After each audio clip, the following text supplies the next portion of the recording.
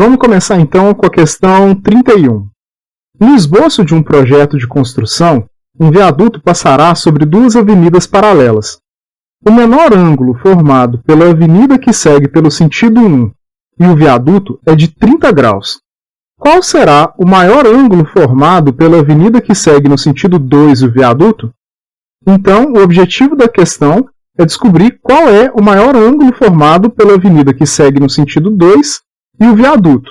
Quer dizer, esse ângulo aqui eu vou chamar de x.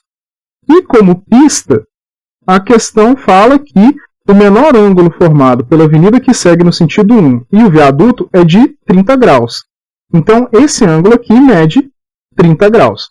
Para a gente conseguir resolver essa questão, a gente precisa lembrar qual é a relação entre os ângulos que são formados por duas retas paralelas e uma transversal, que é esse desenho aqui. A reta R e a reta S são paralelas e a reta T é transversal a essas duas retas. Então eu vou trocar aqui de lado, ficar aqui em cima, para a gente dar uma olhada nos ângulos que são formados por essas retas. Então são 8 ângulos, A, B, C, D, E, F, G, H. E existem algumas relações entre esses ângulos. Por exemplo, entre o A e o D, a relação entre A e D eles são iguais. E eles são iguais porque eles são opostos pelo vértice. Eles têm um ponto em comum, que é o ponto do meio, e eles têm a mesma medida, a mesma abertura, o mesmo valor em graus. Então, A e D são opostos pelo vértice. A e E também são congruentes, eles também têm a mesma medida. E eles são chamados de correspondentes.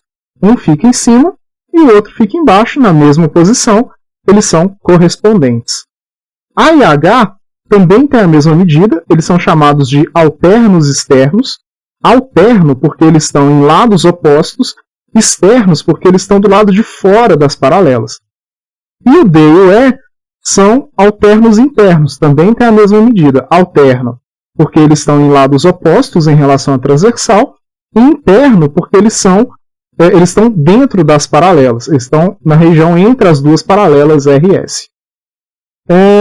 Então, A, D, E e H têm a mesma medida. Com os ângulos B e C acontece a mesma coisa. Então, B e C também são opostos pelo vértice. D e F também são correspondentes. D e G também são alternos externos. E C e F são alternos internos. Então, o ângulo A e o ângulo B, que estão suportados na mesma reta, eles estão sobre a reta S, eles formam um ângulo de 180 graus. Ângulos que a soma dá 180 graus são chamados de ângulos suplementares. O C e o E, por consequência, também dão 180 graus e eles são chamados de colaterais internos. Colateral, que significa do mesmo lado, e interno porque eles estão entre as paralelas. O D e o F também são colaterais internos. A e G também somam 180 e eles são colaterais externos, quer dizer, do mesmo lado, só que do lado de fora das paralelas. O B e o H também somam 180 e eles também são colaterais externos. Então, a gente tem duas medidas, na verdade, que é a medida do A, D, E e H, então é uma medida, e B, C, F e G também é uma medida, e são só duas medidas diferentes nesse desenho todo. Então, voltando aqui para a minha posição, a soma do A e do B dá 180. Voltando então para o nosso desenho original, é o mesmo raciocínio. O viaduto é a reta transversal e as duas avenidas do sentido 1 e sentido 2 são as paralelas, como se fosse o R e o S aqui do nosso exemplo. Então, esse ângulo de 30 ele pode ir para cá.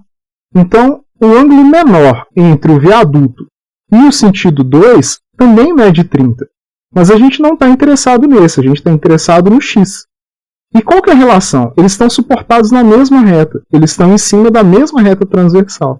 Então, a soma deles vai valer 180 graus.